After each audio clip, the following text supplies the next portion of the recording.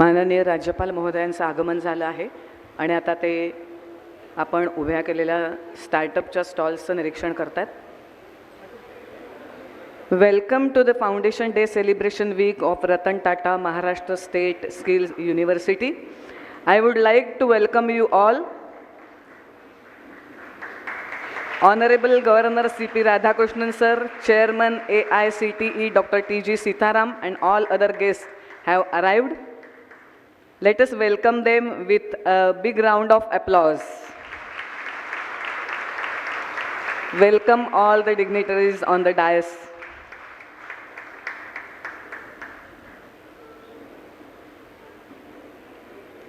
Honorable Governor C.P. Radhakrishnan sir, Chairman AICTE Dr. T.G. Sitharam, Vice Chancellor of our University Dr. Apoorva Palkar Madam, Additional Chief Secretary of SEEID Manisha Verma Madam, and other dignitaries. I request you all to please stand up to respect the National Anthem and Maharashtra State Anthem. Jana Gana मन अधिनायक जय हे भारत भाग्य विधाता. पंजाब सिंध गुजरात मराठा द्राविड उत्कल बंगा. विंध्य हिमाचल यमुना गंगा उच्चल जलधि तरंगा. तव शुभ नामे जागे तव शुभ आशीष मांगे. गाहे तव जय गाथा जन गण मंगलदायक जय हे भारत भाग्य विधाता. जय हे जय हे जय हे जय जय जय जय हे.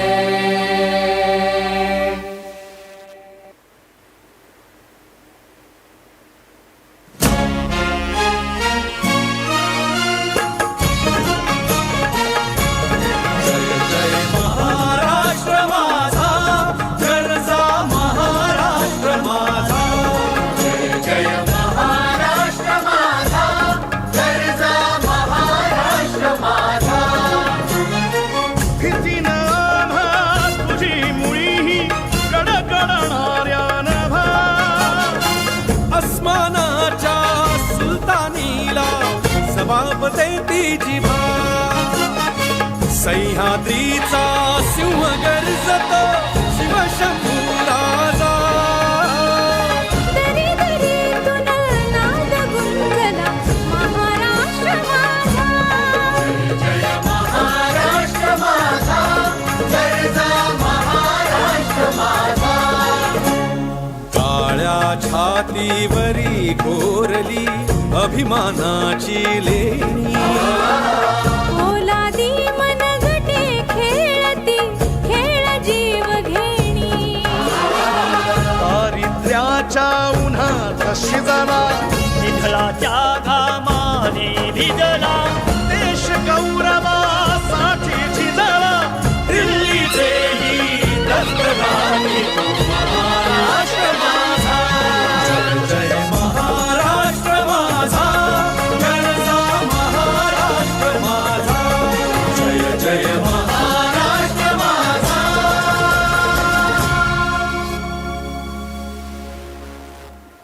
Thank you.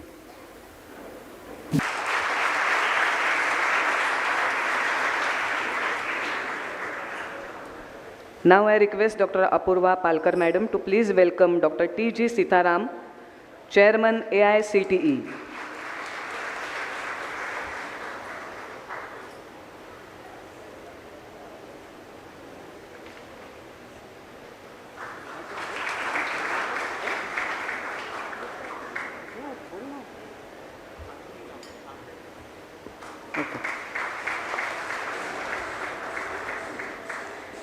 Now, if I may please call Dr. Apoorva Palkar Madam to welcome Manisha Verma Madam, Additional Chief Secretary, SEEID.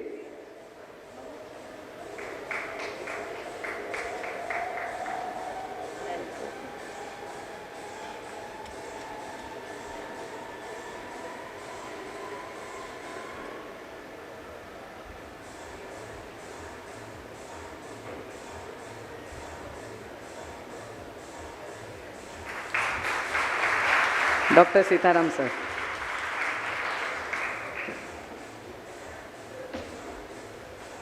Now we welcome Manisha Verma, madam.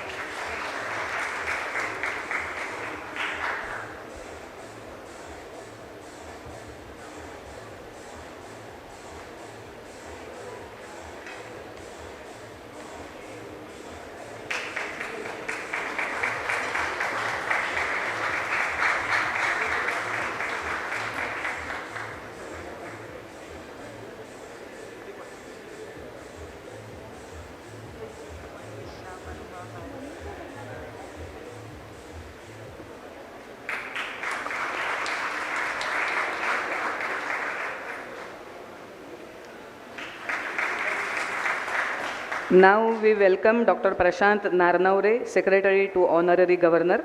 I request Dr. Apoorva Palkar, madam, to welcome him.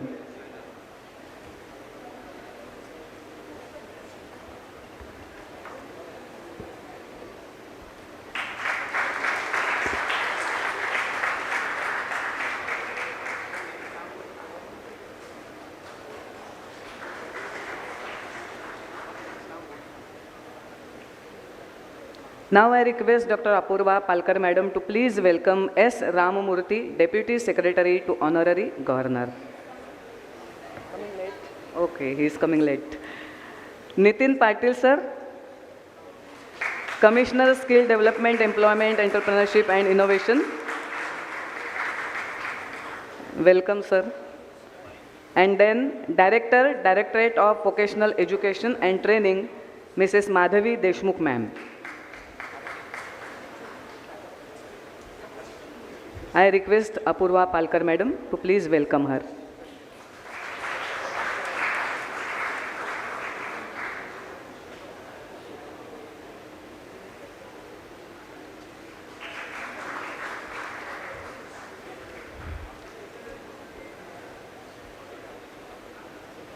Now I request Vice Chancellor of our university, Dr. Apoorva Palkar, madam, to give introductory speech.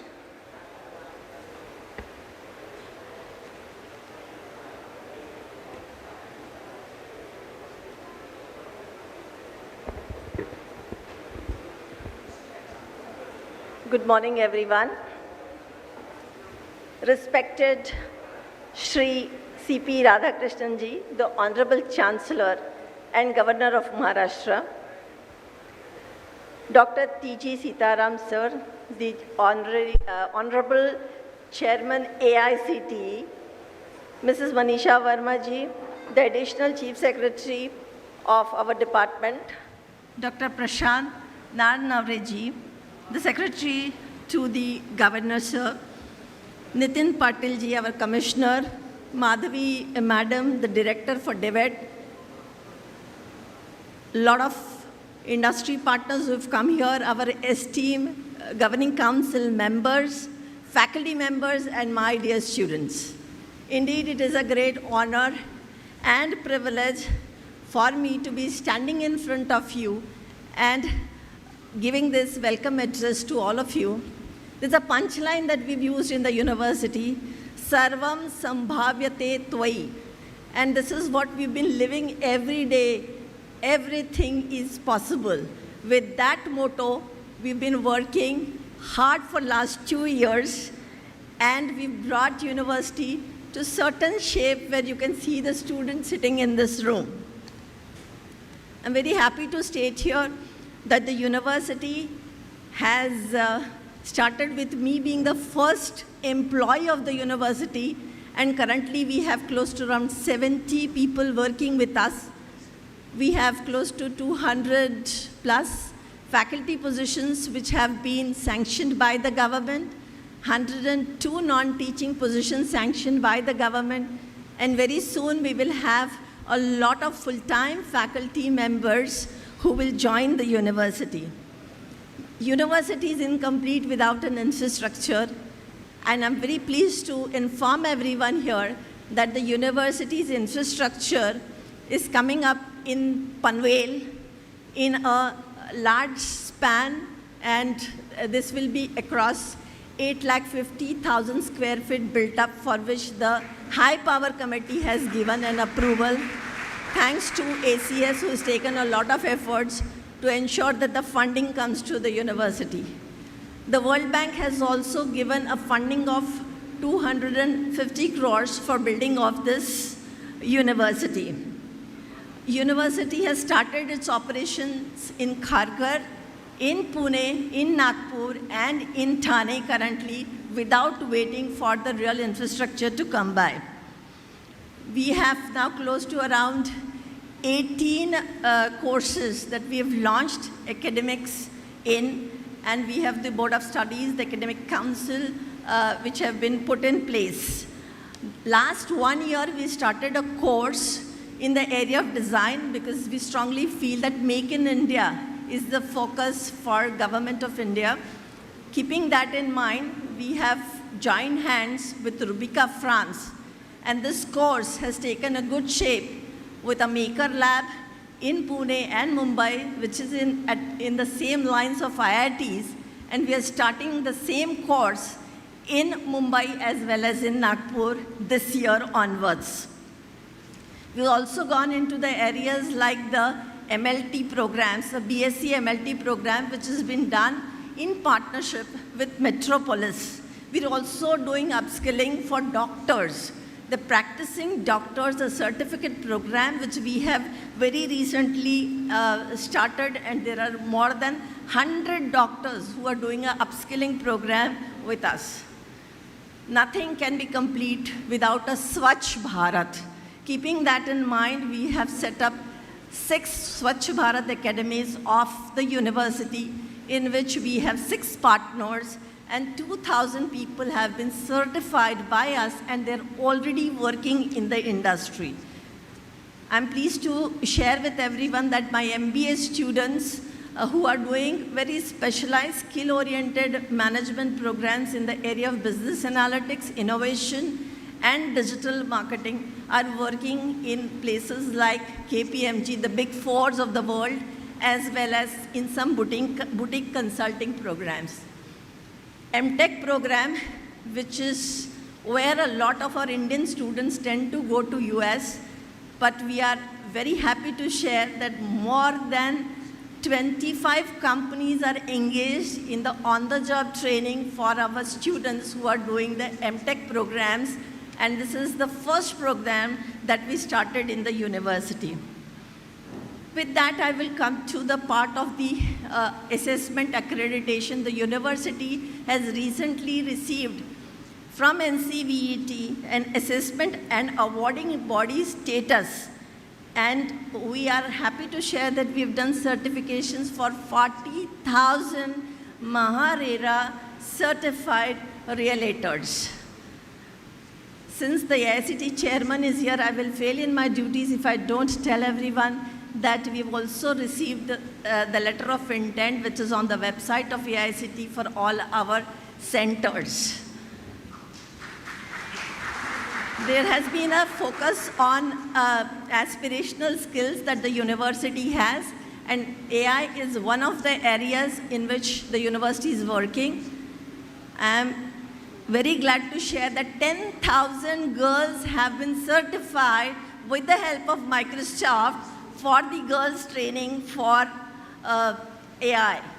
We've also made a breakthrough in cybersecurity space, and a state-of-the-art cybersecurity laboratory has been set up in Pune, and we are doing upskilling programs for National Investigation Agency, NIA, and we've just in the process of bagging a research funding of 16.5 crores from ATS Maharashtra, which has been approved by the High Power Committee of Government of Maharashtra. Innovation remains at the heart of the university. When we say that it is a skills university, innovation forms a base for us, and 60 colleges where we have set up pre-incubation centers. The university has also started its Section 8 company, where we have now close to around 25 startups that are working. We've also received a funding under Amrut Yojana, where close to around 50 kids, students in the pre-incubation stage will be receiving a funding of 25,000 per month for 1 year before they become the real startups. Internationalization has been the next focus for the university, and we have gone ahead and made partnership with GIZ, where we are leading the AI track for 4 countries, including India, Germany, and Bangladesh, Vietnam. And few of our students have already taken trainings under this initiative, and we are very proud to say that we have spearheaded the AI part for it. Towards the end, I would like to pay my gratitude to Honorable Prime Minister for having made a mention of the name of the Vice Chancellor, that's me, for the kind of work that we are doing in the university. And that has given a lot of motivation to all of us. I would say that this has motivated every student, every faculty to work really very, very hard to achieve excellence. We will continue to strive for excellence and move into the next year. And I am hopeful, with the blessings of everyone sitting here, the university will be able to take up what it stands for, Ratan Tata, the name of Ratan Tata, and taking it to the greater heights. Thank you.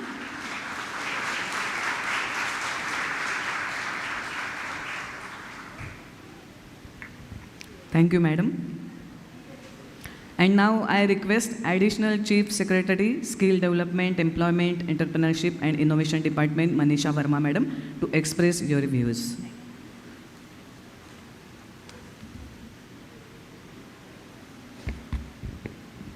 His Excellency Honorable Governor, Shri C.P. Radhakrishnan ji, AICTE Chairman Dr. T.G. Sitharam, VC Dr. Apoorva Palkar, my colleagues Shri Nitin Patil, Prashant Nannavare, Madhavi Kadam, Dr. Taure, and all esteemed guests and members of the GC for the university.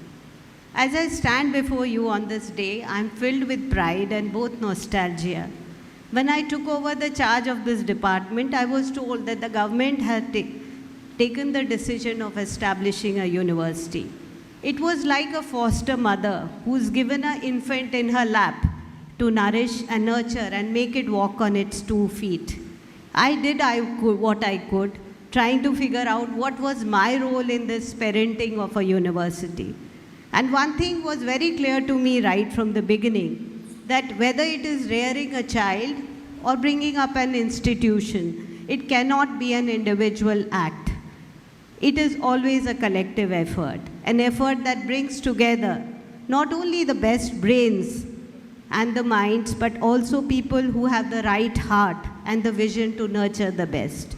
As Secretary of the Nodal Ministry under which Ratan Tata University has been created, it has been an effort on the part of state government and my team to lend a genuine and wholehearted support to laying a strong foundation for this university.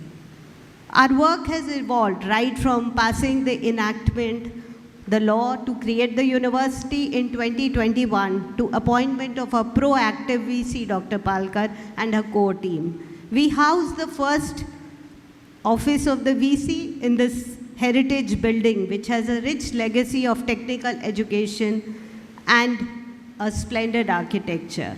We also identified the land in Panvel to set up the university, as well as contributed to formation of statutes, sanction of staff, budgetary support, and convergence of both resources, both human and financial, including international partnerships, academic partnerships, industry linkages, and the World Bank aided project, which VC has just mentioned to you.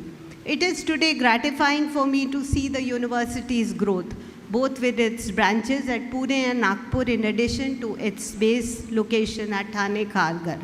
It has now set up modern skills facility and labs including Makers Lab, Cyber Security and Process Instrumentation Lab. You all know that Maharashtra is the financial capital of India, contributing to 15% of the GDP.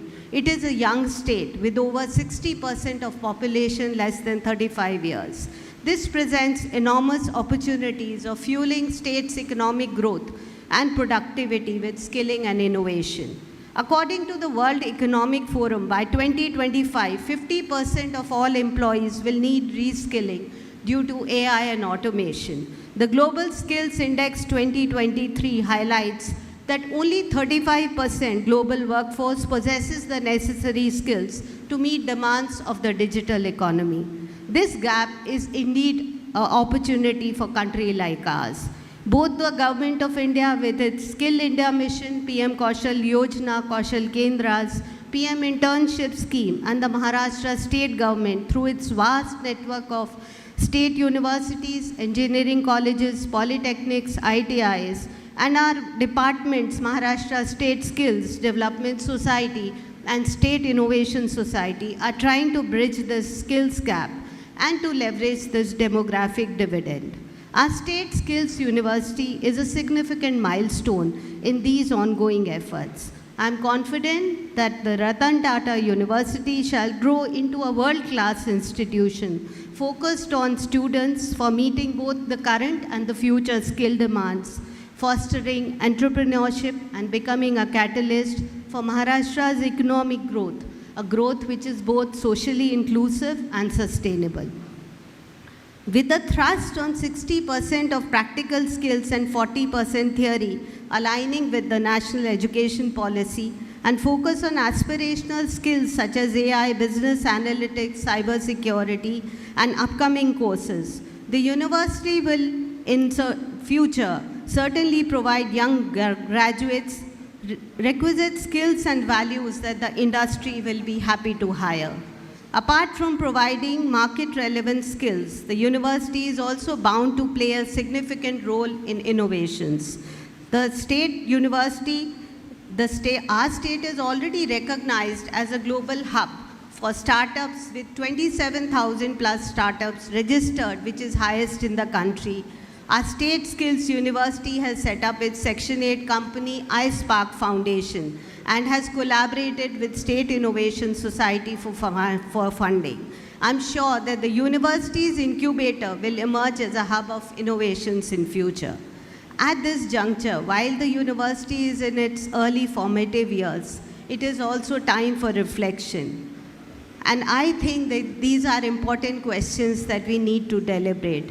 How and to what extent the university should focus on creating diploma and degree programs that are highly specialized related to biotech, IT, clean energy, AI, and stay ahead of the curve while adapting to emerging technologies. How does one balance the role of university to cater to the needs and aspirations of youth in rural areas and from marginalized communities to become employment ready?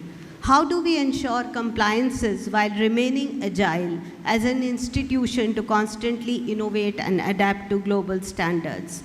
What should be the ideal governance systems to achieve these? How to strike the balance and navigate the needs of industry as well as aspirations of youth, both from metros and remote areas. How to create mechanisms for meaningful foreign collaborations and foster industry relationships so that the courses remain relevant to not only domestic but foreign markets as well as the industries.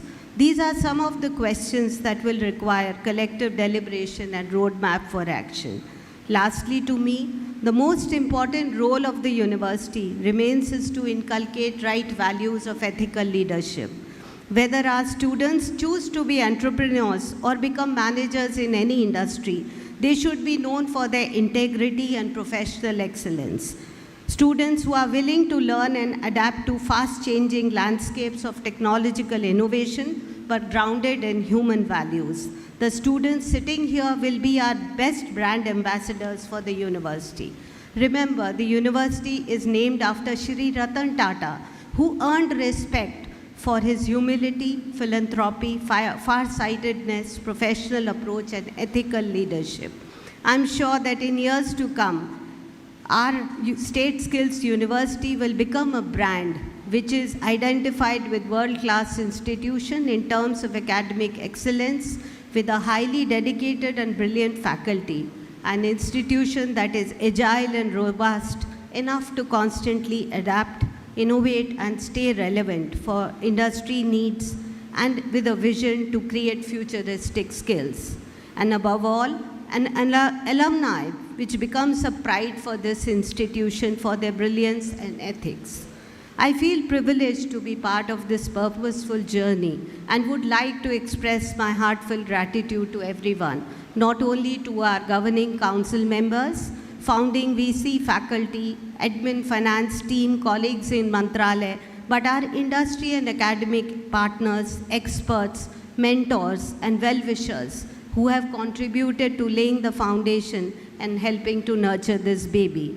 My congratulations to all those who are being felicitated today, both our teaching and non-teaching staff and our partners, including Microsoft.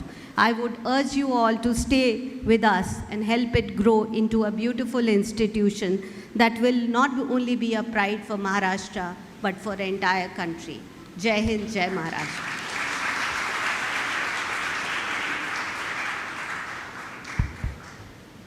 Thank you very much, Madam. Now I request the Chairman of AICTE, All India Council for Technical Education, Dr. T.G. Sitharam, sir, to please express your thoughts. Professor Dr. T.G. Sitharam stands as a transformative leader in Indian higher education. He combines over 3 decades of academic excellence with visionary policy making. T.G. Sitharam, sir.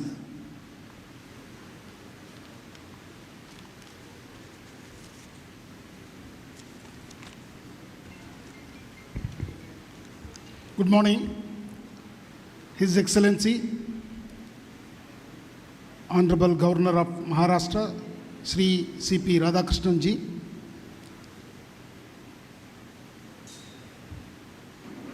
Shri Mrs. Manisha Verma ji, Additional Chief Secretary, Government of Maharashtra, Dr. Prashant Narnavari ji, Secretary to the Governor,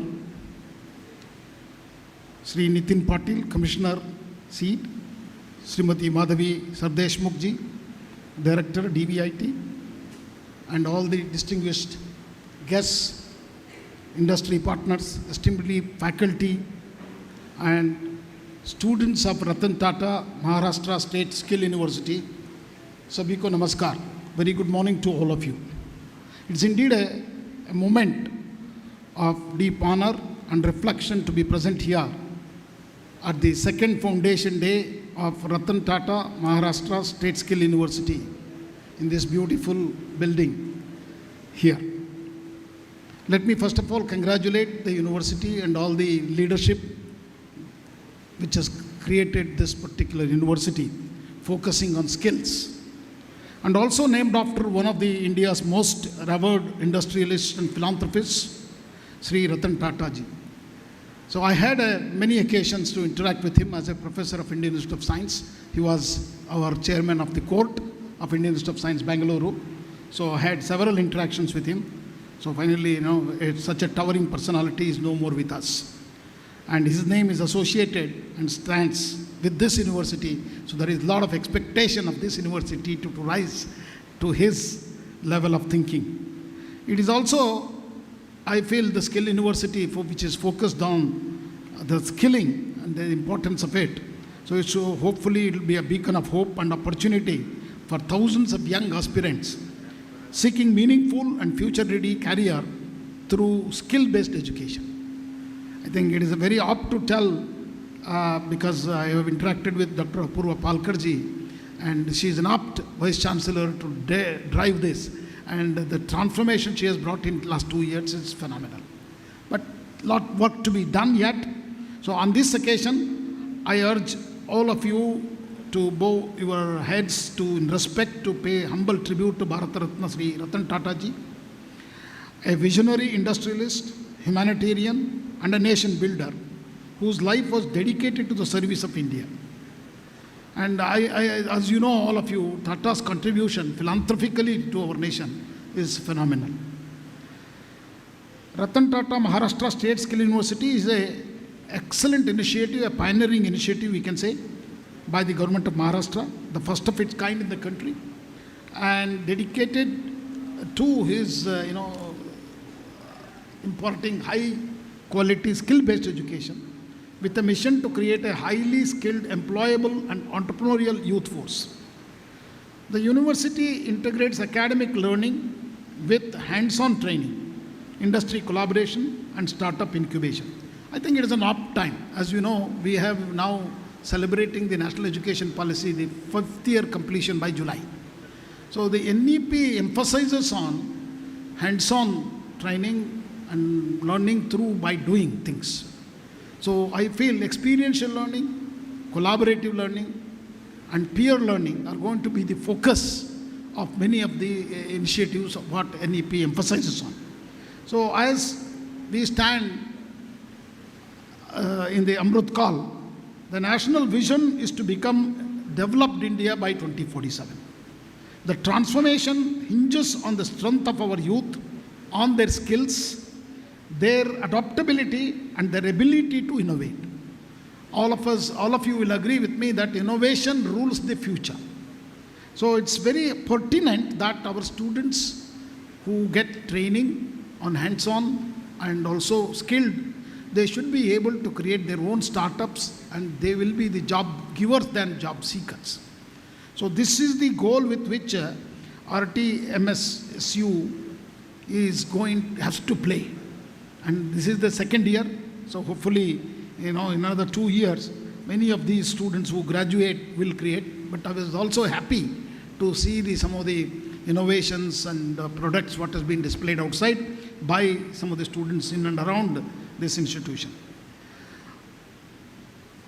Friends, at the AICTE, as you know, All India Council for Technical Education is a regulatory body started in '87.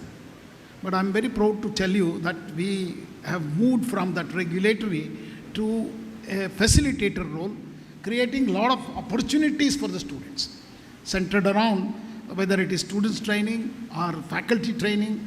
So we would like to make skill education aspirational. At AICTE, we must have broken the mental barrier between vocational and academic pathways. We have integrated AEDP, apprenticeship embedded degree program also we have brought in. New policy which is very revolutionary. So that there is every opportunity for a student to pursue his dream or career.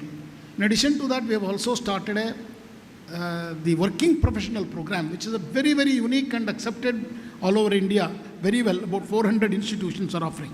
So we are promoting industry-linked curriculum, several 1+1 model or 1.5 plus half model, where 6 months to 1 year they will spend in the industry has already been started.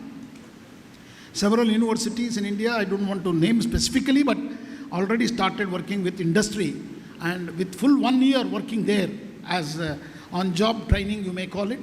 And most importantly, we are also empowering women and marginalized youth through many scholarships. AICTE actually distributes close to about 400 crore worth of scholarships every year through a direct benefit transfer scheme. And most importantly, in our engineering colleges and diploma institutions, large number of girls are joining today because, as you know, majority of the girls are the toppers today. So almost 45% admissions are in women, that is girls are admitting to our institutions. So we have created a lot of opportunities for them, need-based. So a lot of scholarships like Saraswati scholarship has been initiated for BBA, BCA students, and many such initiatives, and also to popularize the core engineering, civil engineering, mechanical, electrical, and electronics in the wake of disruptive technologies. We have also created a lot of scholarships so that we can attract talented students. I would like to tell you that there is no shortage of or drop in engineering education interest. Last 3 years, every year 10% increase in seats are happening. Lot of that is very, very, very clear So there is no shortage of seats for engineering. At least we have democratized engineering education in our nation. Why I say that is, large number of our engineering graduates are placed across the world. Even recently, if you look at the Global Capability Center, there are 2,000 global capability centers have been established in cities like Pune, Mumbai, Bangalore, and Noida, Gurugram. And all of them are hiring large number of engineering and diploma graduates. And the numbers are mind-boggling. Last year itself, 1.5 lakhs engineers have been employed with BTech degrees in these companies, which are not a back-end job. They are actually in the entire value chain of the process. So I just walked into one of those companies in just behind Bangalore airport in the defense and aerospace corridor.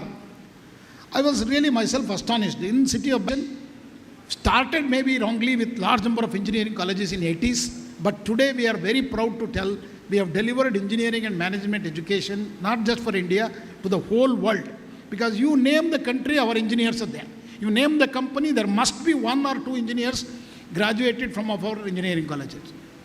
Even I was telling my colleagues that large number of professors at IIT as well, if you ask them, where did you graduate? They will never disclose where did you graduate. They will only tell you that I did my MTech from IIT Madras, PhD from Harvard, and postdoc from MIT.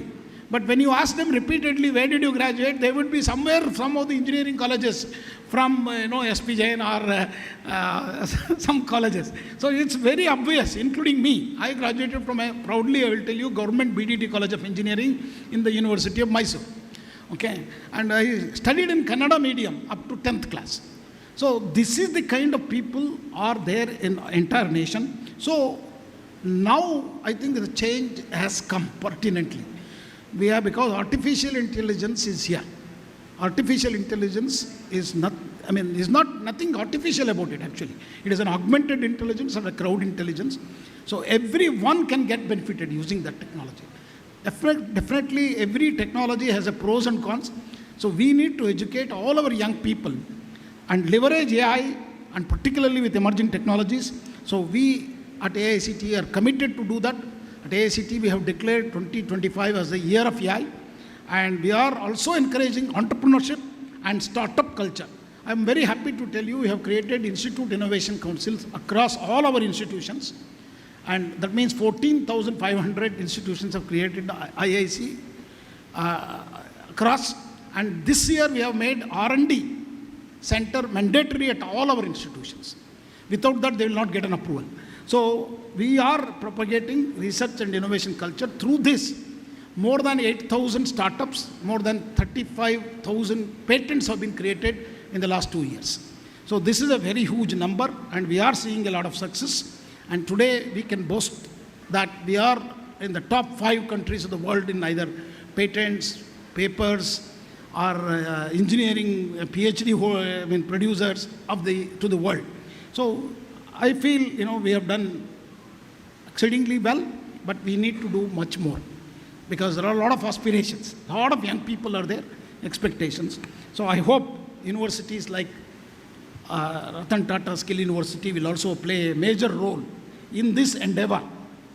So on behalf of AICTE, I congratulate the leadership, the faculty, and the students of Ratan Tata Skill University, and also all the partners, industry people, for a remarkable journey. I also wish them the very best, so that the graduates of this university sitting in a financial capital of India will do very well, I'm very sure, because opportunities are plenty for them. So I wish that you reach greater heights in the years to come. And I would like to also thank our Honorable Governor, who is here, taken his time, valuable time, being with us. That shows that how much interest he is showing to the institutions as a Chancellor and to the university. So I also thank him from AICTE side for being here and blessing these students and the institution for the 2 years. So let us build a very highly skilled, strong, and self-reliant India. And Vikasit Bharat is not going to be any more dream. It's a reality. It's going to happen in 20-25 years. The developments are very, very clear indicators in that direction. So I wish everyone here very excellent time, and I hope the deliberations and also the lecture after this event will also be received well. Thank you very much. Namaskar. Jai Hind. Jai Bharat.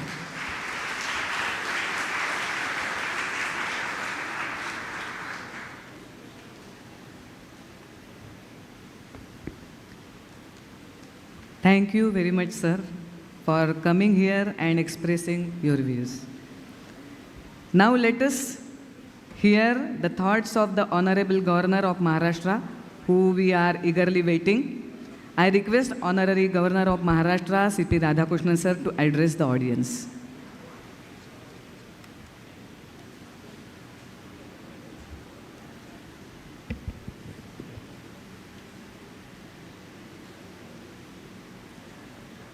I touch and salute the holy feet of Bharat Mata, the most powerful and the most merciful. आज येथे उपस्थित सर्वांना माझा नमस्कार.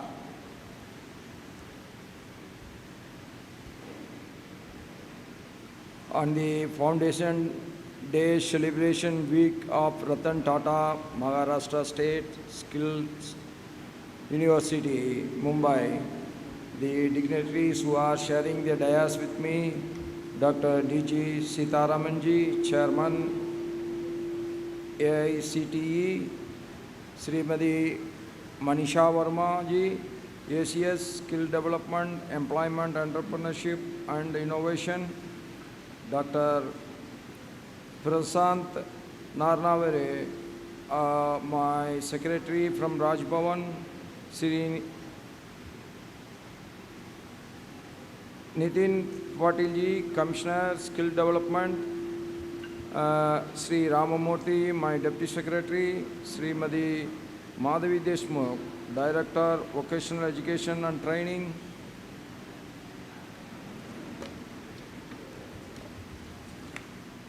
Professor Dr. Apoorva Palkar, Vice Chancellor, Ratan Tata Maharashtra State Skill University, Council Generals of various countries, members of Governing Council, Academic Council, professors of practice and other faculty members being awarded today, winners of the competitions, my dear Bhai Begano, sabko namaskar.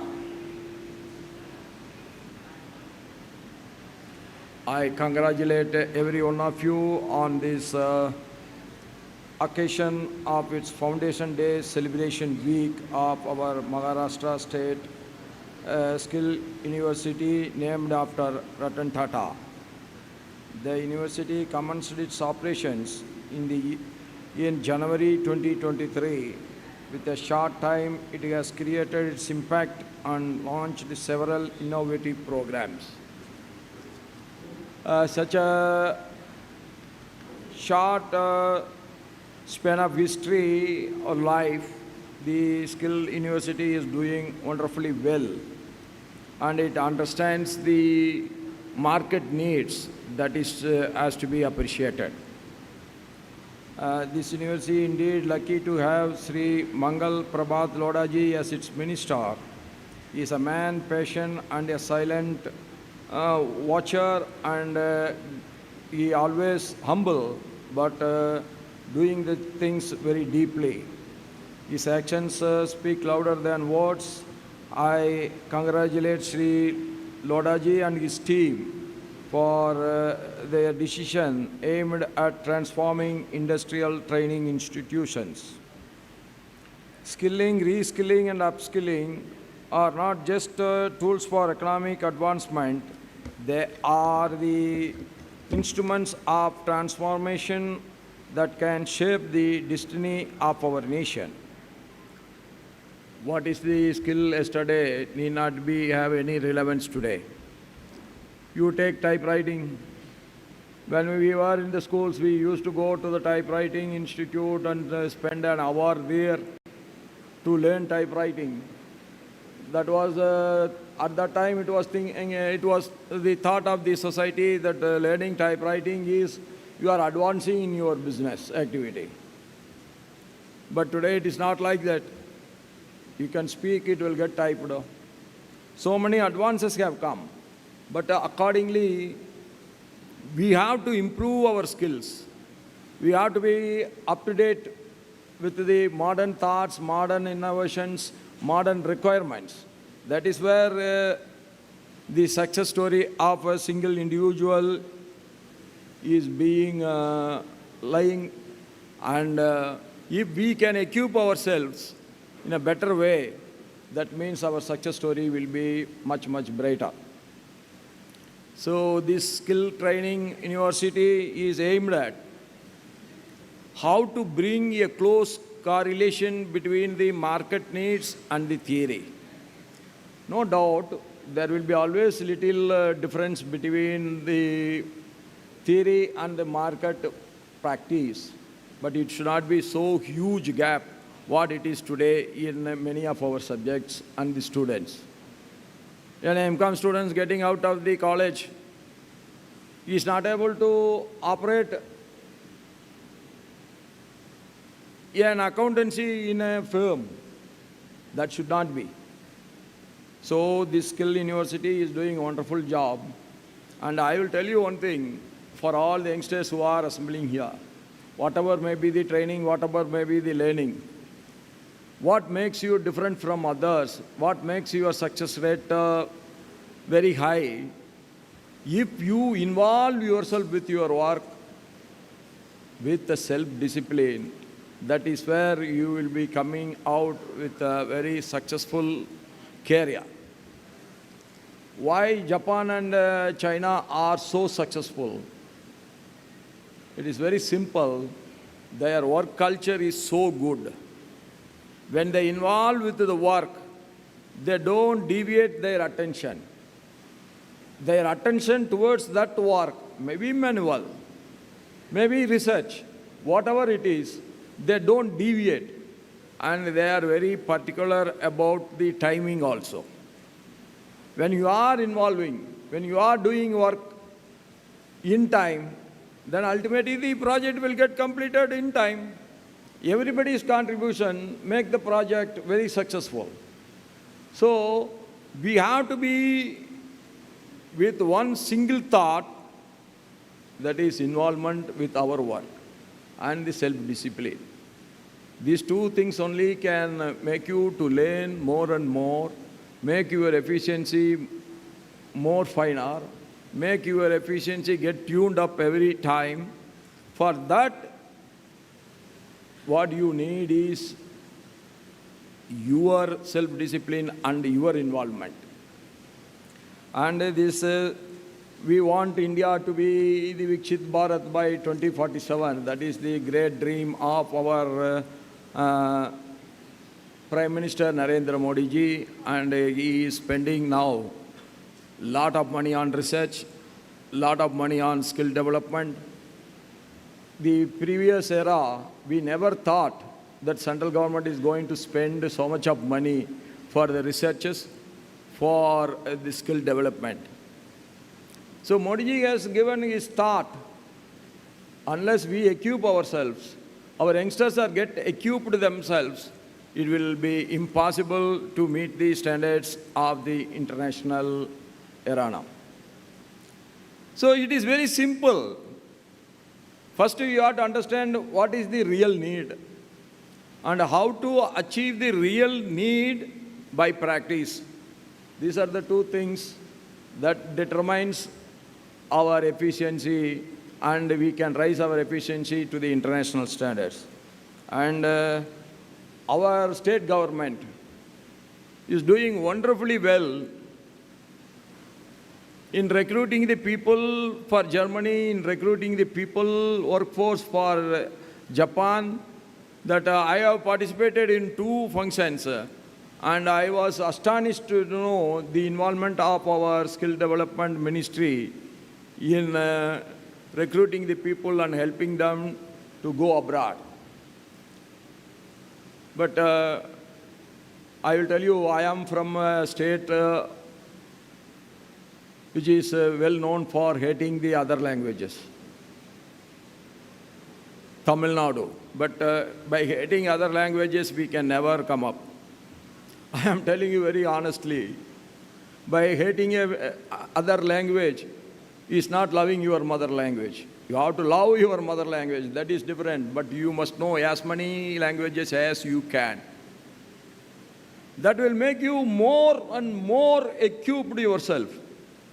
If you know Chinese, your business with Chinese and your interaction with them, their firms will be much easier. If you know German, if you know Japanese, you will be easily accommodative in those countries. So you have to decide, yes, I want to go for some job in Germany. Then you must try to learn Germany. Hindi is a must. If Hindi, I don't know Hindi, that is my biggest handicap today. If I can understand Hindi, then I can understand the emotions of the poorest among the poor. Though we are the 5th largest economy today, still at least 20% of the people are living with poverty. Of course, there is no starvation deaths. The essential needs have been met out by the government today, but still people are living in poverty. If I cannot understand the poor man's emotions, then how I can be a leader? So to understand, you cannot learn every language, that I understand. But we must learn at least few languages so that our efficiency can be presented in a better way than by the others. So my appeal to the students, you decide. You want to work closely with the Japanese, you try to learn Japanese language. If you want to work closely with the Chinese, you try to learn Chinese. If you go to Germany, if you want to have an appointment with a dentist, it will take 6 months to get an appointment. By the time you don't know what will happen to your teeth or what will happen to your health. But we got a lot of dentists here, they cannot go because they don't know the German language. So I am insisting with our medical university that these doctors should learn at least one foreign language where they want to go and work. Maybe Germany, maybe French, maybe Italy, maybe Japanese. They must learn one more language. When you are young, you can learn as many as languages. When you become older, then learning a new language is quite difficult. So when you are young, don't waste your time. You apply your mind. What all you can learn, that is going to be your asset in the future. And I am sure, and I appreciate our university for taking the visiting professors from the industrial sector, because industrial sector people is coming to your university, that means you understand what is the real requirement of the industry. So once we know what is required, then we will not be sticking to our own syllabus alone. We will try to equip the students according to the need of the market. And I really appreciate that. And I am sure when we are talking about our AICTE chairman has said there are so many engineers now working abroad. There are so many nurses working abroad also. You go to any leading hospital in Germany, leading hospital in France, leading hospital in America, leading hospital in UK, you can easily find 2 or 3 or 4 or 5. Our Indian nurses are working there. So when I met the Italian ambassador, he was telling me, sir, we need a lot of unskilled workers for cutting the grapes in our country. So the opportunities are immense. It is so much of opportunities available all over the world. Only thing we have to equip ourselves, and we should have confidence in us that I can go and I can do it. Lodha ji, namaskar. I understand. Don't worry about anything.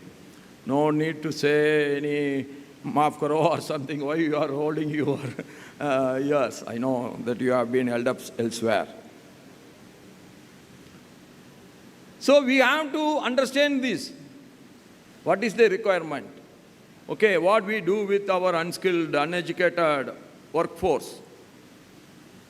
They are also having a lot of opportunities. We have to train them. And if we take, as I said earlier, the need of the market should be listed out. Once that has been listed out, then we know what we should do and how to equip our people to meet the requirements internationally. We are very rich with human power. That human power has to be properly utilized. And nowadays, it is not well organized. It has to be well organized. And it will be much easier for the foreign countries to recruit from India. But I will tell you one thing. Our people are more sincerely working when they are in abroad. They are doing better work in abroad than within our country. That is our natural, we immediately adapt to the requirement and the environment of that country. That is the greatest advantage the Indians are having today. The youngsters are having today. So with these things, I appreciate the university for all the initiative it is taking, and both the Additional Secretary and the Vice Chancellor, both of them were telling when I was sitting in the dais that they want to present a presentation to me. You are welcome to the Raj Bhavan anytime when I am here. Definitely I will go through your presentation so I can learn also better what you are doing and where all we have to improve further. With these words, I wish all the youngsters who are assembled here that teaching and learning, there are two things. Teaching has to be done by other. The learning has to be done by yourself. How much you hear, how much patiently you pay your attention, that much your knowledge improves. That never forget that. If somebody is teaching you, your body is present here, your mind is present elsewhere, then you cannot understand anything. Body presence and the mind presence should be together so that your knowledge improves, your knowledge gets refined, you get yourself retuned. With these words, I pray to God that all the youngsters should be very successful in their endeavors in the future as well as on today. And I thank you for the university giving me this opportunity to share some of my views with you. And Bahut Bahut Dhanyavad. Jai Bharat, Jai Maharashtra.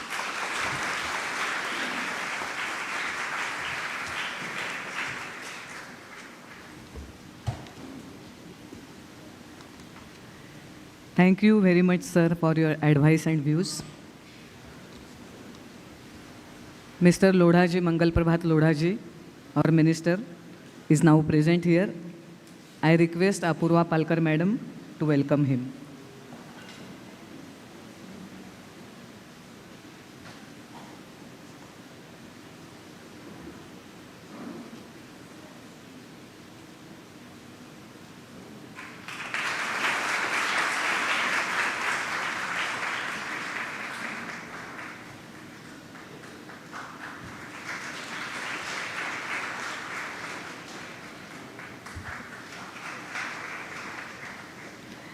Now we are going to felicitate best teachers and best non-teaching staff for innovative teaching practice and virtues. I request Honorary Governor to please recognize their work. First category, Best Professor. And the winner is Professor Sandeep Jain. He is a Professor of Practice, RTMSSU. Congratulations, sir.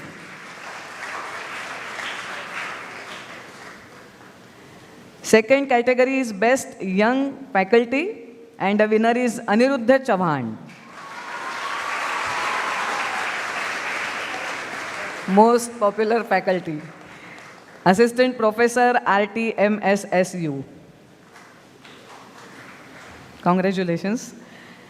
Then Best Non-Teaching Administration, Meena Shrimari. Administrative Officer, RTMSSU. Shrimari Madam.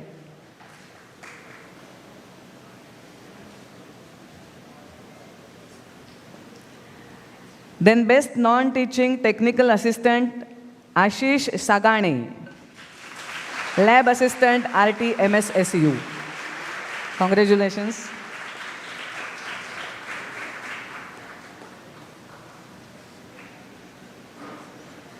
Best Non-Teaching Library Management, Meenakshi Patil.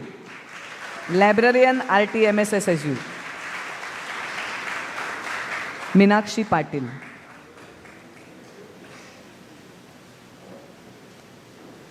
And then next category, Best Non-Teaching Emerging, Avinash Mandal. He is Administrative Assistant, RTMSSU. Avinash Mandal. Congratulations.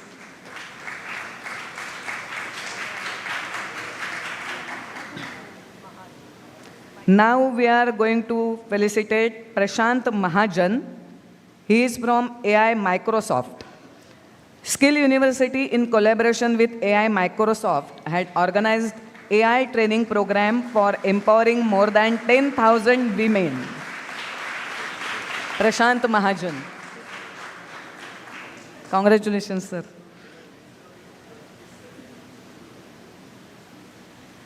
Sir, we had organized an ideation competition.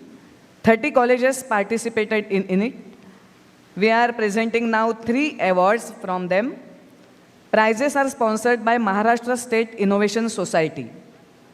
So the third prize goes to Vaishnavi Kothavde. Her startup name is Hawk. And the third prize stands for rupees 1 lakh. Congratulations, Vaishnavi.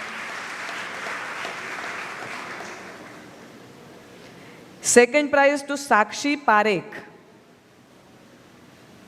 Her startup name is Vishwa Aadhar Biocement and Fertilizers. Second prize worth rupees 2 lakhs. Congratulations. And the first prize goes to SEEID. And the winner is Vishnuraj Vishwakarma. It seems you not only have SEEID but future insight also. The first prize goes to a bumper 3 lakh rupees.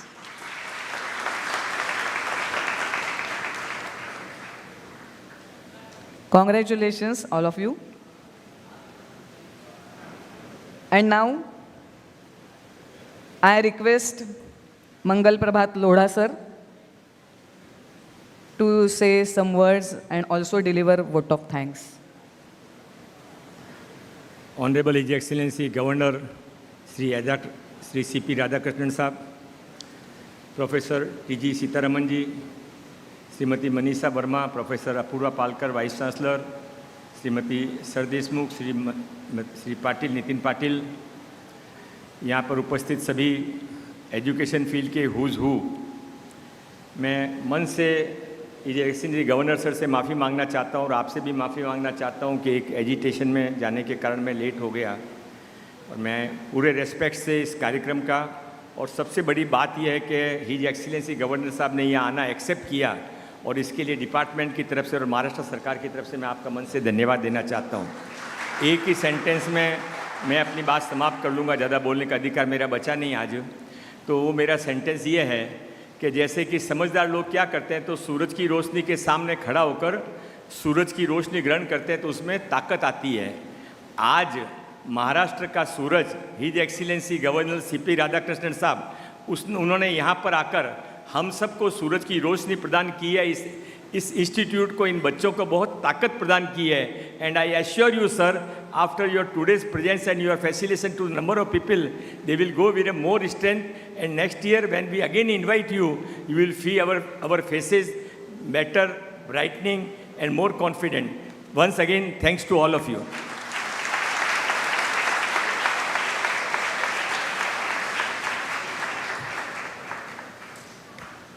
Thank you, Lodha sir. Now I request everyone to please stand for national anthem. We are concluding the program.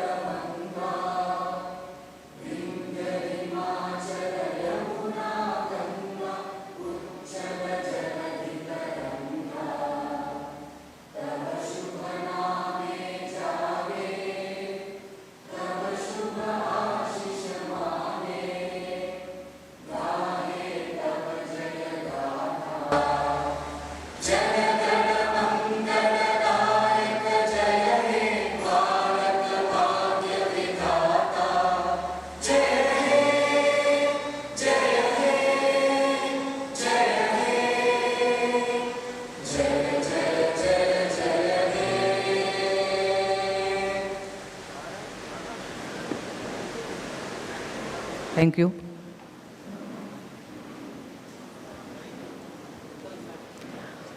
Honorable Governor will be leaving the venue now. All the students and teachers are requested to be seated. We shall have a special address by AICTE Chairman, Dr. Sitharam, sir.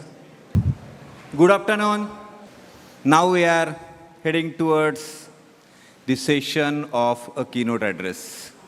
More important for students, faculty and staff. You heard Honorable Governor Sitharaman sir, Honorable Minister and Secretary.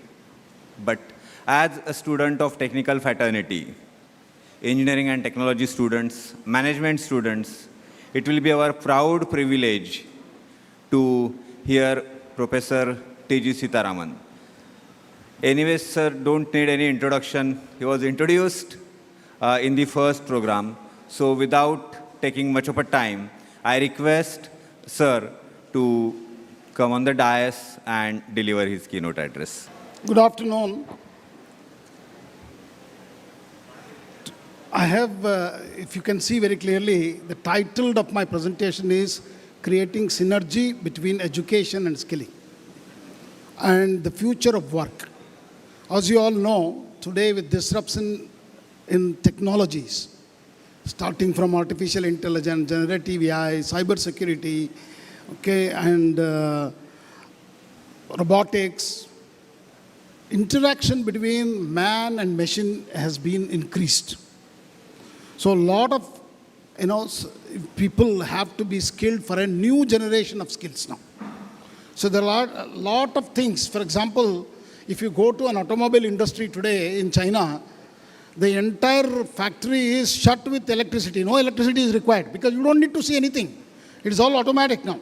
The robotics will be doing it. So robot ke liye light nahi chahiye. So that's the kind of a complete, disruption is happening. And the roles of plumber, fitters are all being done now today with robots. Okay, particularly at least in industries. So friends, industry 4.0 and moving into industry 5.0, the changes in scenario we are seeing it. So I'm very happy to deliver this second Foundation Day lecture at Ratan Tata Maharashtra State Skill University. And the whole idea is at AICTE we have developed some of the schemes wherein we wanted to make our students, a 21st century innovators, entrepreneurs, and the creation of their own. So let's look at what is really the future of work will be. The future of work is need to know how the work would shift with this kind of a disruption in digitization and technologies. So how these workforces and workplaces will also change. So with these changes in mind, whether it is big or small, people have to change. The change in the skill levels are happening. So 4 possible future or worlds you are going to witness. One is the innovation is going to rule the world. So that is with the man-machine interaction increase. And also the next is the corporates are big. You can see now some of the corporates are bigger than nation. Like Google, Microsoft. Okay, all of them are bigger than their turnover and everything is bigger than GDPs of several nations. Okay, and even Facebook and all this. So that's the kind of a thing is going to be happening today. And that means along with that, the employers, the people who are working in those organizations also will be the ruling, not the earlier sort of a democratically elected government. You can see that as happening already. Then next is the most important is the sustainability. So we also have to look at how the solutions what we are providing will be sustainable and to leave something, the resources for the future generations to come. The financial, as we rightly, we are seeing we are sitting in a financial capital of the world, the Mumbai. Financial technology enables more crowd-funded capitals.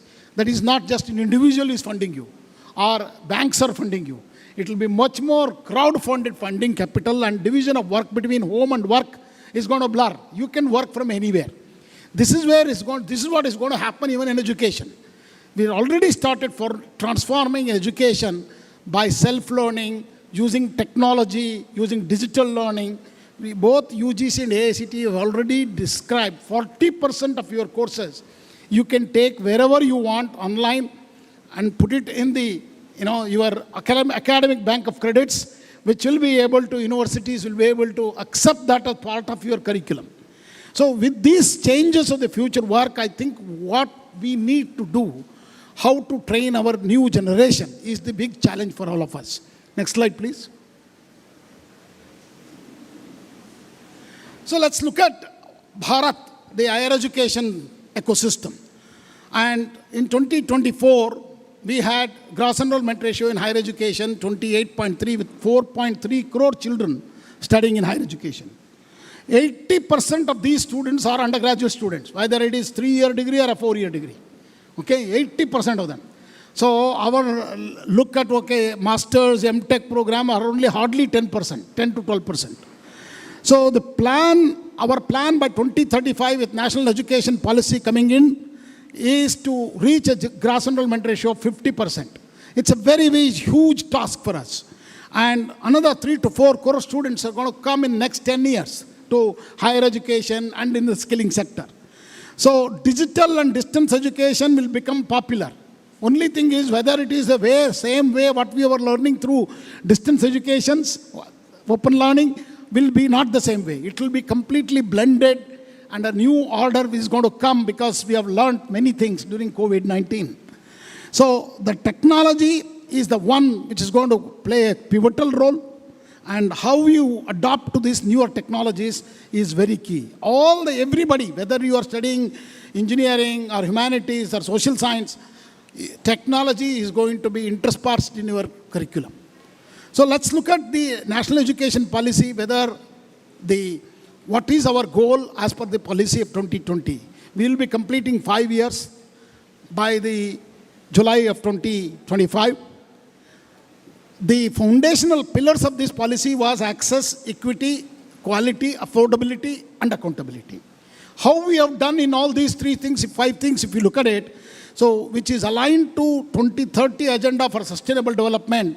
As you know, SDG goals, all of us, every country have signed. India is also signatory for SDG goals. So there we have hardly left with 5 more years to implement entire the SDG goals. So how far we have gone, because education is fundamental to sustainability. Okay? And particularly, we are aiming both with these two policies, aiming to transform India into a vibrant knowledge society, making global knowledge superpower. India has a global knowledge superpower, and self-learning, blended learning, and digital learning are here to stay. So that every one of us have to learn, do the self-learning. And the focus of NEP is on self-learning. So coming to the skilling, our other part of learning is collaborative learning, peer learning, experiential learning are going to be also the key aspect of it. Next slide, please. So let's look at particularly in the STEM area, because we are sitting in a skill university. So all of us will agree, actually, disruptive innovation in digital communication technology has, not just in India, in the entire world. So our demography, particularly in India, 500 million young people are there, very young, aspiring to become and achieve something. And then our parents, particularly, and unlike other societies, are also involved in what our kids are going to do. Okay? And everybody has an aspiration. Even some of them, I say in IITs, they dream even before child is born, they want to put their children into IIT education. Talk to many parents. So similarly, another set of people is everybody wants to become an engineer or a doctor. So this actually, in a way, has helped actually as a nation, because they pursue that, and also with passion they will make that happen.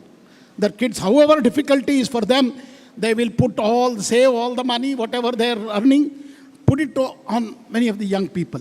So this has helped as a nation. So today we have become a superpower actually in the engineering and management graduates because of this perception. And also another advantage is English medium has helped us, because we can now, soon after our graduation, most probably most of the places, at least in STEM areas or in professional education, English is the medium of education. But what AICTE and Government of India is thinking that if you use the mother tongue, the language, where there is a greater possibility of innovation, because they don't need to translate in their mind. So now regional languages, we are taking exceedingly, as an important agenda. So recently, Government of India has launched Bharatiya Bhasha Pustak scheme, because to make a program, we need to have books. So where are the materials? People will ask you. So 55,000 books, there is a plan of writing. So this is the Bharatiya Bhasha Pustak scheme, started by Bharatiya Bhasha Samiti, along with UGC and AICTE. So our goal is in 3 years, all textbooks, science, humanities, engineering, will be done in regional languages. But AICTE is the leader in that already. We have what is called as e-cum portal.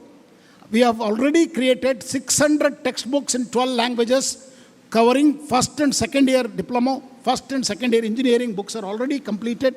So now you can study these books in Marathi as well. It's already there, freely available to you on our portal. These are not run-of-the-mill textbooks.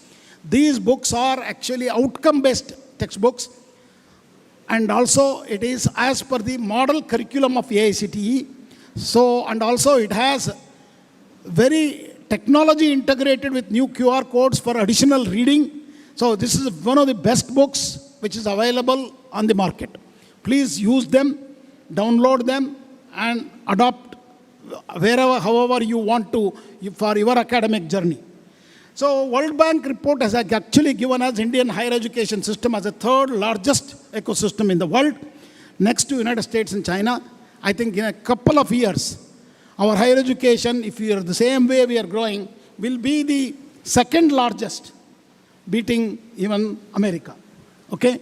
So our higher education institution like IITs, IIITs, IISER, AICTE institutions in engineering, large number of them are there, and they have a tremendous role to play in STEM areas and education as a part of new knowledge academy. So the whole idea is, as a collectively as a nation, we have democratized the engineering and STEM education in our nation.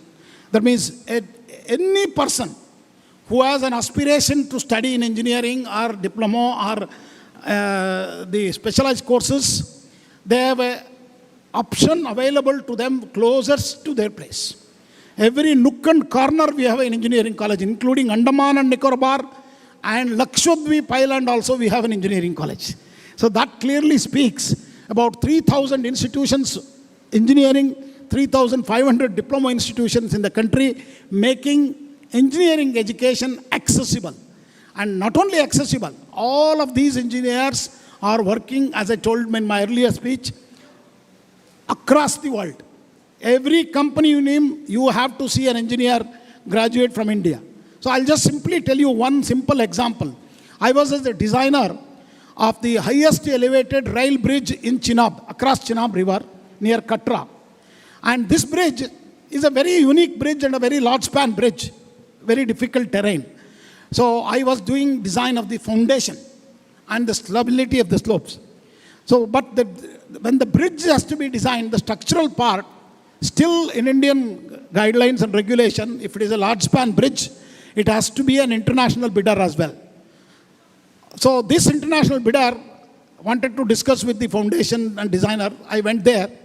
You know, to my surprise, who is walking from the other side, from Germany or somebody, Germany, or it is an Indian again. So we simply say an international bidder, but an Indian walking and designing. This is true in every area. It is not just in civil engineering. It is true in computer science, electronics, artificial intelligence as well. The experts are all Indian diaspora. Whether they would have definitely had 1 degree from India. Friends, as our Honorable Prime Minister say, Vikasit Bharat is no more a dream at all now. The kind of developments are happening across, and there technical education contributes to India's development and skilled workforce. And sitting in Skill University, I don't need to emphasize, skilling is so important. And innovation and research and productization. See, any nation to become very, very competitive, you have to develop your own products. Productization is very clear, and we witnessed today some of those products, and some of them also got a fantastic prize. Let me also congratulate the winners who got the prizes. But think beyond what you have developed. See, don't be very happy with what you have developed. Particularly the blind man's stick is phenomenal innovation. But what you should do is, you should look at how to propagate that further.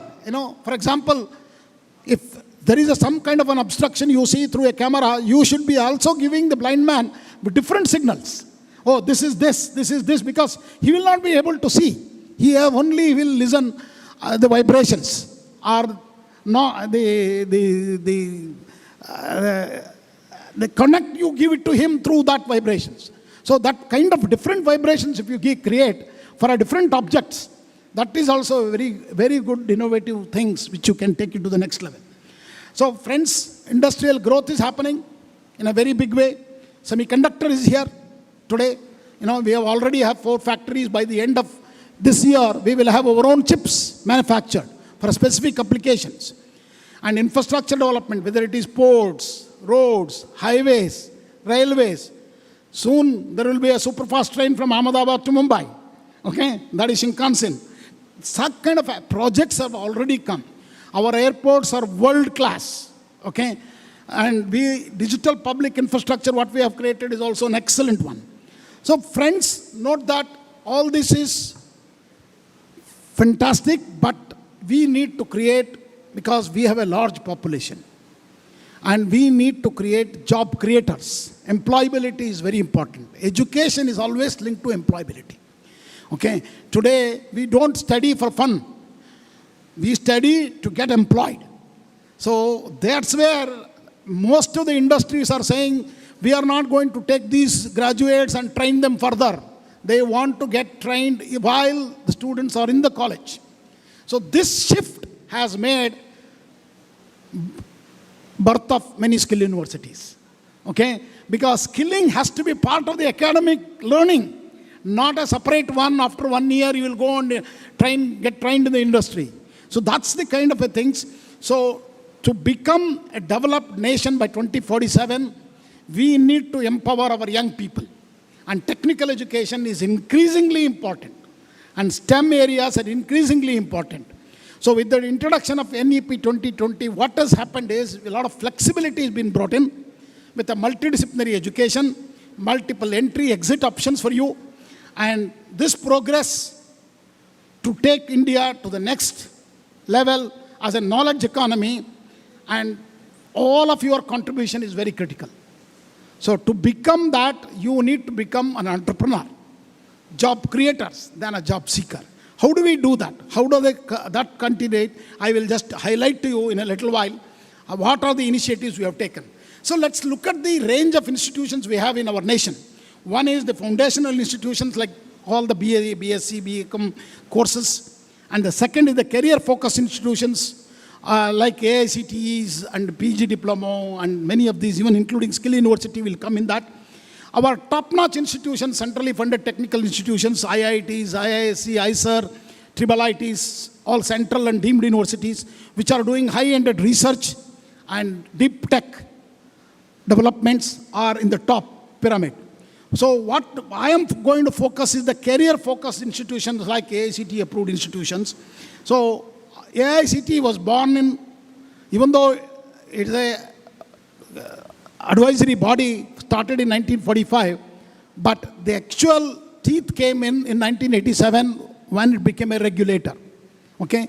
This happened when large number of engineering colleges started in southern part of India to develop a standard method of courses. AICTE was born in 1987, and today I'm very proud to tell you more than 13.5 lakhs undergraduate students are getting admitted every year, and close to about 13 lakhs or 14 lakhs engineers graduate every year. And we have more than 14,000 institutions, including BBA and BCA colleges with us. And what is most important, as I told you, about 80% of students enrolled are in undergraduate program and about 11% in post-graduation. You can see the distribution.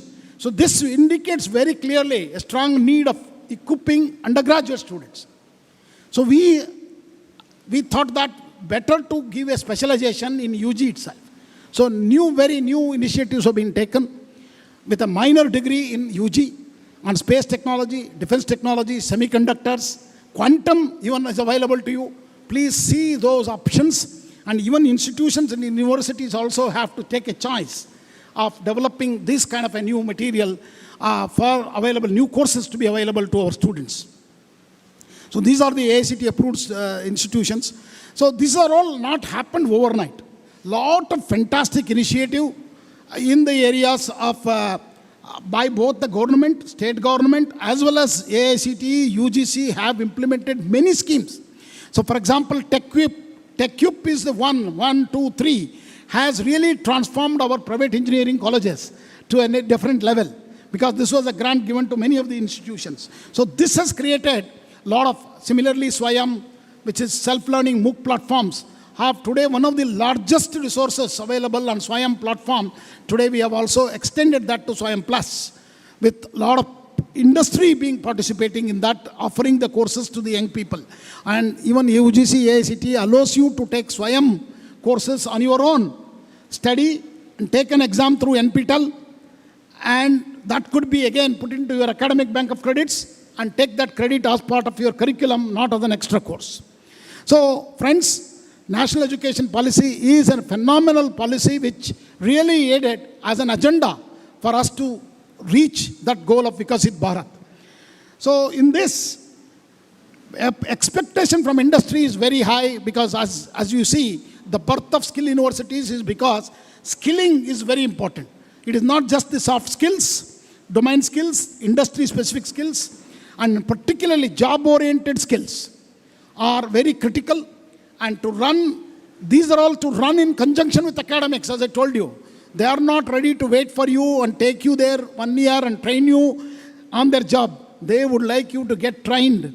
That's why a lot of industries are coming today to the universities and being part of the curriculum. So both, I am very proud to tell you, both UGC and AICTE is very willingly supporting these industries to change the curriculum to the industry needs immediately. Specifically also 1+1 model, we have already allowed 1 year students can spend in a postgraduate program in an industry, and 1 year they do it in the university.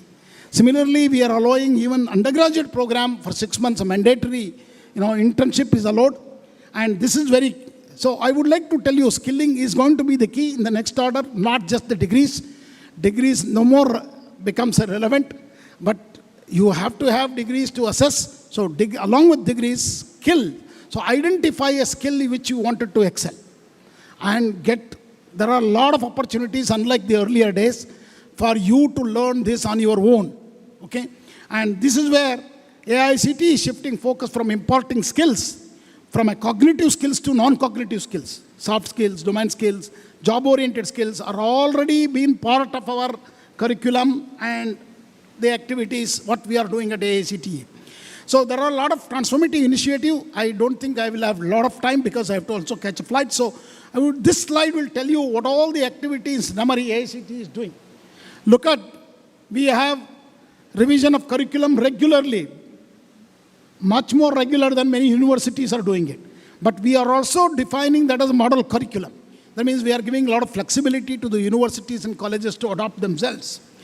Then we have a faculty development program. We have an AICTE Teaching Learning Academy. Last year we have trained, last 2 years, we have trained more than 300,000 teachers. I have about 6.5 lakh teachers with professional courses, degree programs. So then mandatory internship. Then promoting innovation. I will just cover to you that in 2-3 slides in the future. And we are also helping institutions to have developed their own institute development plan with the prospective plans. So that institutes, there are model development plans we already put there. So we have Indian Knowledge System with us. Okay, IKS is located at IICTE. We have Ministry's Innovation Cell is located with us. And we have National Education Alliance for Technology, NEET, which is a ministry's program, which is also with us, with more than 100 to 120 edutech companies offering different kind of skills on that platform. And as I told you, we are also getting into internationalization of higher education and mandatory training and placement cells we have started in all the colleges. And as I told you in my speech, Institute Innovation Councils are mandatory. R&D cell is mandatory. So we wanted to bring in a culture of research and innovation and into our institutions. So with that, our students becomes innovators, entrepreneurs of 21st century. So 2 key interventions, I will briefly summarize. Bridging the gap between skill and general education. Tech-enabled learning, mass-scale digitization.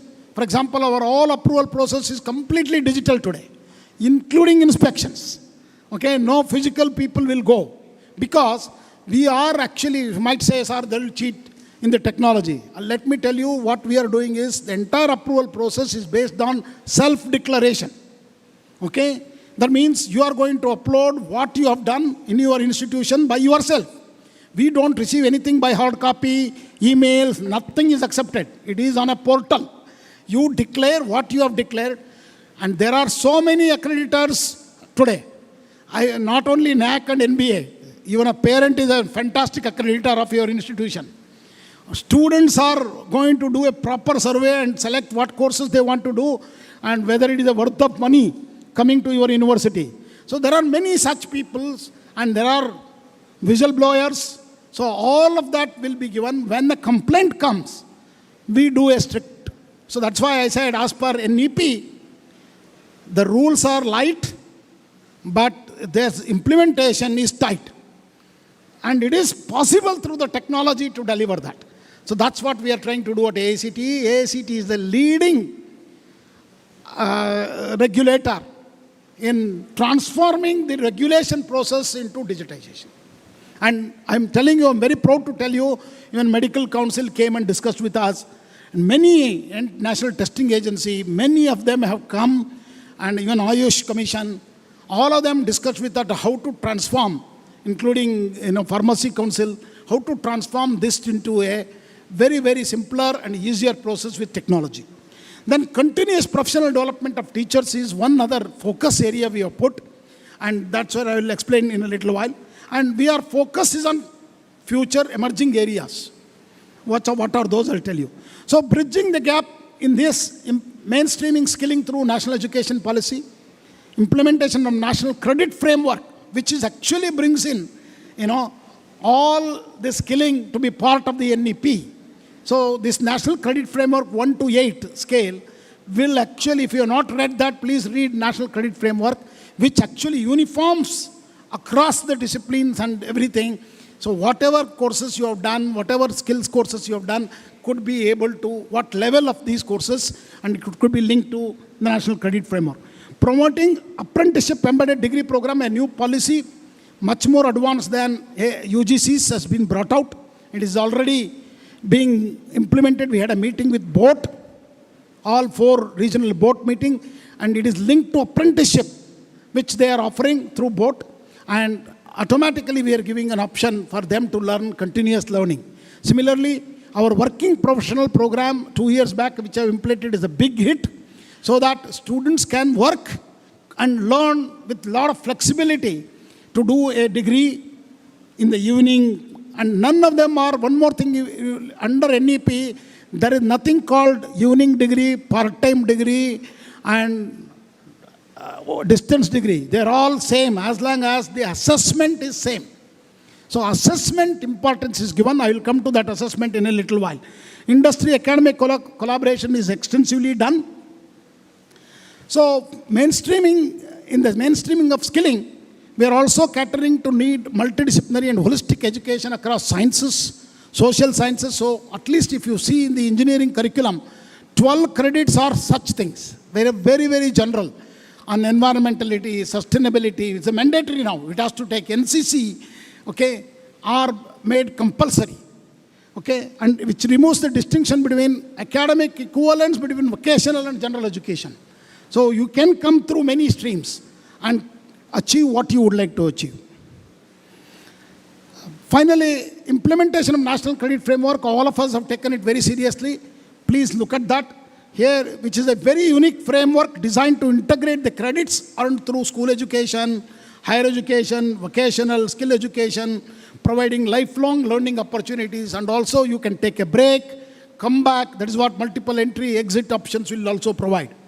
So NATS is another opportunity through boards where you can integrate that with our AEDP. So that is also being done, where you will get a stipend through the payment, which is also actually done by AICTE. NATS portal is being monitored and controlled and offered through AICTE. Tech-enabled learning in a mass scale, as I told you, National Education Alliance for Technology is one. The important thing is the assessment. We are actually revolutionizing assessment through PARAK. PARAK is a student learning assessment using AI and proctoring. Please look at the PARAK portal. There are today 5 lakh students are already registered, and large number of teachers are also registered in the portal. We have a large number of questions. These are not rote learning, memory-based questions. They are problem-solving, skill-based questions. So where blended learning is here to stay, as I told you. And PARAK is a student learning assessment using AI and proctoring, which we have created. A lot of work is being done. As I told you, about 1,280,000 multiple choice questions are available through that. About 3,400 institutions are participating in this effort. And then in the case of, as I told you, 40% self-learning courses any of you can take. So we are appealing to the institutions, make those courses available. There are Swayam Plus, NEET. So it also actually puts a less load on yourself to hire faculty. Okay, we are also giving some benefits there also for engineering colleges and diploma colleges. So these are the quality initiatives what we are doing at AICTE. Just a repeat of what I said earlier. One more important thing I wanted to bring in is the examination reforms. We are actually asking universities to come up with their own examination. Even open books examinations we are started accepting. Okay, please understand. But it has to be done with integrity and ethically. Focus on emerging technologies. like, for example, areas microelectronics and VLSI, smart mobility, EV technology, transportation, highway engineering, renewable energy, climate change. All these are now courses are available to you, either at a bachelor's level or a master's level or a minor degree level or a specialized courses. Many such courses have been created. Working with government in many initiatives have been taken to push the emerging technologies in a big way. As I told you, training of technical teachers, we have a very specific modules for how to teach. 8 module training, we have trained large number of them. More than 3 lakh teachers have been trained through basic, advanced and leadership FDPs. Soon we will start the leadership FDPs for deans and above. Okay, with very, very specific focus on how administration, not about rules, what kind of ethics and what kind of culture you need to inculcate to do that. Lastly, our initiatives on innovation and entrepreneurship. So we have created a national platform along with policy interventions and very innovative courses. We run now MBA program and PG diploma programs in innovation, entrepreneurship and venture funding, which is 30% only classroom sessions. 70% is by doing it. That means by the end of the program, you will be registering your own startup. That's the kind of a new 25 colleges are already offering this program. Watch out. Many of you might not have seen. And this program will not have 50, 60 students. It will have only 15 students. So that it is elegantly doable. So our Kapila program is for patent filing. AICTE reimburses all your patent costs. We will help you in taking your idea to an intellectual property as a knowledge capital. So for that to popularize, for schools we have a programs. For higher education we have a program. I already talked about MBA, PG diploma in innovation, entrepreneurship and venture development program. Institutions, innovation councils are continuously rising. I am very happy to tell you, some data is little older here, but 14,800 institutions have IICs today. And YUKTI innovation repositories are created. So we have more than, see, look at that, more than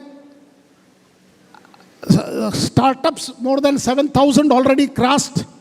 And we have ideas, you can see more than 1 lakh ideas are already there in the repository. It's all created by students like you. Many of your projects, what you have demonstrated today, can go also on a YUKTI platform. So this is a very unique repository. And our Smart India Hackathon is a festival, ladies and gentlemen. So last 7 years, 2017 onwards, SIH is happening. And many of you might have already participated. Honorable Prime Minister has never missed even one of the SIH. Last year, we had 300,000 students participated in SIH. Okay, next year, 2025, we are expecting 500,000 students participating in the Smart India Hackathon. The beauty is, we are now running both software hackathon and hardware hackathon. Hardware hackathon happens for 5 days. Software hackathon happens non-stop 36 hours. And all these problem statements are given by the ministries. So you are solving the real life problems of ministry, and Prime Minister has instructed us to ask the secretaries of all ministries to call you and spend a day with you and take your innovation to implement it in their institutions. So Smart India Hackathon, I don't go on, statistics is phenomenal. And we are not doing only SIH, we are doing Taikathon, Singapore India Hackathon, which is going to come again next year, Asian Indian Hackathon, Drug Delivery Hackathon. You can see so many hackathons, Cyber Security Hackathon, which is also happening. So many hackathons are. In 2017, the world itself is not known to many people. And today, we have the largest open innovation model in the world. And that is where this has impacted our startups actually. That's why we are the third or second largest startup capital of the world today. So all our regional offices of AICTEs are closed, including Mumbai, and all those regional offices are converted to India's innovation centers. And I have an innovation officer here from AICTE right here. Okay, you have any questions on innovation, he is here. Okay, talk to him. And actually his job is to go to every institution, handle the students' ideas and take them to newer technologies. Okay? And we have conduct IDE boot camps, innovation, design thinking, entrepreneurship boot camps continuously. Third, 3 series are happened. And we also conduct Udyamotsav to help you to take your idea to startups. So contact him and he is going to help you. It is an hub and spoke model and large number of institutions are involved in this. And we have 12 locations, our India's Innovation Center. And this is the job. Core activities are innovation and startup repository, IP repository, and technology assessment and compendium development, technology transfer and IP commercialization. So we will support anything which you would like to do. See, contact our regional officers and the innovation centers. Our mission on employability is very clear. We want to make sure that all our students are employable. So curriculum is in sync with industry needs, encouraging recruitment of faculty members with industry experience, active industry participation across the value chain. So we are now creating COEs at our institutions. Already drone centers have created at 45 institutions, and now we are already got a proposal to create 300 Center for Excellence. Our idea labs at 400 locations we have created, which also inculcates experiential learning and by doing things. I think several AICTE idea labs are there in Maharashtra already. So please have it. So not only conducting hackathons, design thinking, IPR, technology transfers, startups and entrepreneurship will be our focus. And focus on employability, AICTE career portal is very popular. Please look at, we have not only it connects to jobs, it will help you to create your resume. It will help you to discuss about your resume so that you can own that. And then there are communities, Apna communities, where you can talk to people who are already employed in a specific industry, discuss about mundane questions like what kind of salaries I should ask and what kind of questions I can expect the interview. All this is possible today. How many industries are there? 7 lakh industries are there in this platform. 7 lakh. So all of you have an option to do that. And friends, note this, with all these initiatives of the Government of India, Ministry of Education, today our higher education, particularly in STEM area, we are doing exceedingly well. And majority of the graduates, what you are hearing by perceptions is wrong. Take it out from your mind. Our students are the best. I'm not just for telling for the positive thing. Our students are best because they can speak English and they are better. So you can see that by looking at 2000 Global Capability Center coming here, trying to employ our young people. That very clearly shows, but still lot work to be done. I'm not saying everything is done. So there is a positive hope. And I myself, I'll tell you my own experience. I've taught in 7 countries, including developed nations like Japan. Our students are sharpest. Okay, they can think originally. But we need to inculcate that more and more and make them entrepreneurs. So we are among the top 3 countries in research papers and citation. We are among 4 countries in terms of number of PhDs producers today. And we are the single largest provider of global talent, including artificial intelligence. Okay? And then we are among the top 6 countries in patent filings as well.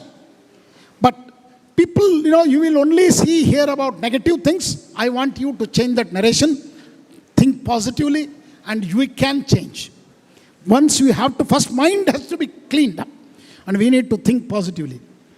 Way forward, improve industry relevance and market responsiveness of education and skilling. So for that, we need to work very closely with industry. And I'm very happy to see that it's happening more and more today. And manpower forecasting to make education and skilling demand-based, not supply-based. Bilateral and multilateral forums to be created for skilling and education. This will require twinning, twinning program, not just within the international universities. See, many people think that twinning has to only happen with international universities and us. Why not we can twin ourselves? Maybe Mumbai University is Unskill University. So 1 year they can spend one in Mumbai University. So we did that. I'm not making a theory. IIT Guwahati and IIT BHU. We signed an MOU, joint PhD programs. We are working 2 years they'll spend in IIT Guwahati, 2 years at IIT BHU. Degree will be given by both universities together. See, look at the strength of that degree for a student. Okay? Such programs, today you can create. and lot of flexibility is there both at UGC and AICTE for doing that. So I would like you to experiment that. Emphasis on continuous learning. That is where our working professional program or skill-based programs are available to you. Finally, the future engineering trends to look at in the next decade. Autonomy everywhere, that is AI, and generative AI define the decade.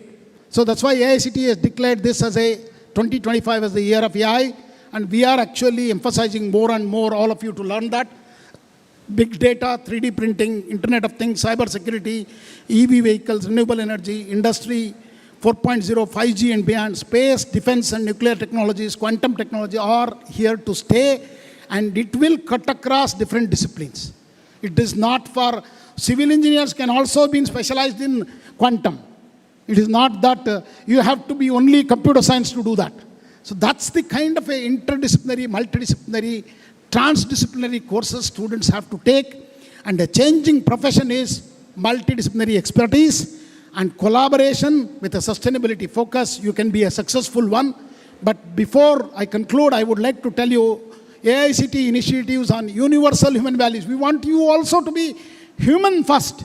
So we are offering you a universal human value course as a minor degree you can take. Please look at that. There are several courses already available on Swayam. So with that, I would like to thank you. Thank you very much for your patient hearing. Namaskar.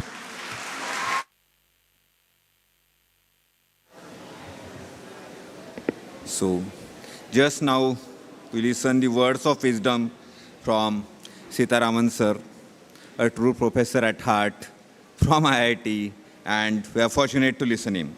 It is my immense pleasure and profound honor to express my gratitude towards Honorable AICTE Chairman Sitharam sir. Sir, your unwavering commitment for advancing the technical education, skilling, and your gracious support to school universities, skilling ecosystems reinforce critical role of technology and skilling hands in hands. Thanks for coming, sir, sharing your views and spending time with our students, encouraging them and our faculty also. Thank you, sir. Thank you.